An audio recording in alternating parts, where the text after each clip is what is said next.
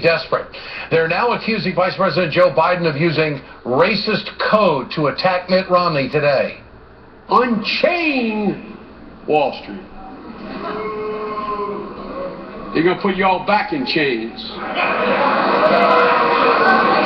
The Romney campaign is actually calling Biden's comment a new low in the campaign, and Romney surrogate John Sununu told Andrea Mitchell he's outraged. There's going to be folks across the country that are going to try and take that as some kind of a code word that is going to suggest that the Republicans are trying to be racial in their programs. That's ridiculous. But hold the phone. That there was no Republican outrage when former presidential candidate Rick Santorum used the same code almost 1 year ago today.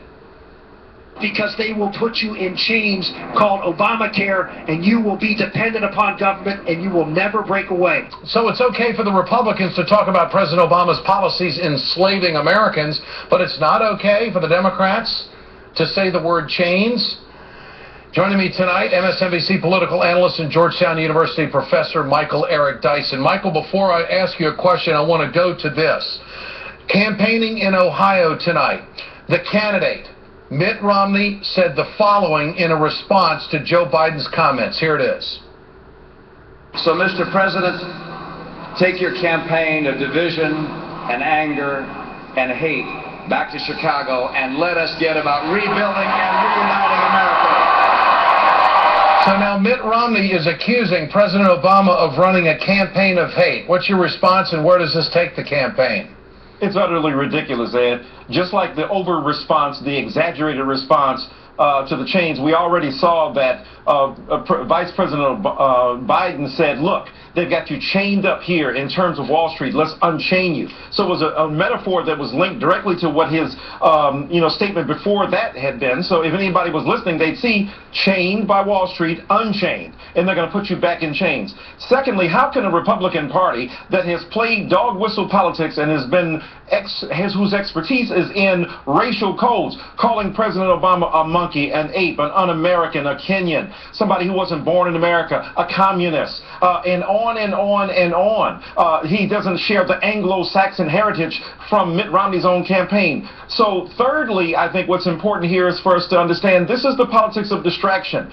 The Republican Party, especially with Mitt Romney's leadership, has done nothing to not only reach out to African-American people and other people of color, but its policies have been detrimental, in both in theory and in practice, to the very strength and stability of these people. But to call President Obama a man full of who is angry and who has hate is not only ridiculous, but it appeals to, again, those racial politics that says any African-American person who expresses himself with vigor automatically must be angry, which is quite ridiculous when it comes to President Obama. Well, Senator Rob Portman was on that platform tonight. So was Governor John Kasich.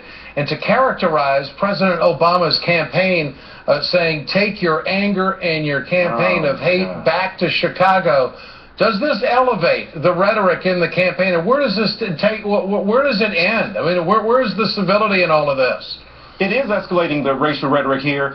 You go from accusing the Obama campaign of itself racial manipulation through Vice President Biden's remarks, but you then up the ante of what you think is a racialized remark. And you say take your campaign of hate and back to Chicago. That has a lot of meanings. Chicago, a city that features prominently African-American middle-class leaders and other prominent spokespeople like Reverend Jesse Jackson and the like. They're suffering from extraordinary economic but also social devastation right now with high rates of murder and the like. It rings in a very nasty way, and it suggests that the escalation of the rhetoric here is going to get quite nasty, and that Mitt Romney, unlike John McCain 4 years ago, is willing to do whatever he has to do in order to win. That means even stirring up the pot of racial animus and code words. Well, it certainly is stirring the pot, and it's also having the candidate himself buy into this kind of rhetoric with a low-rent accusation. No question about it. We'll see what the response is from the White House and the Obama campaign. Michael Eric Dyson, thank you for your time tonight. That's the Ed Show. I'm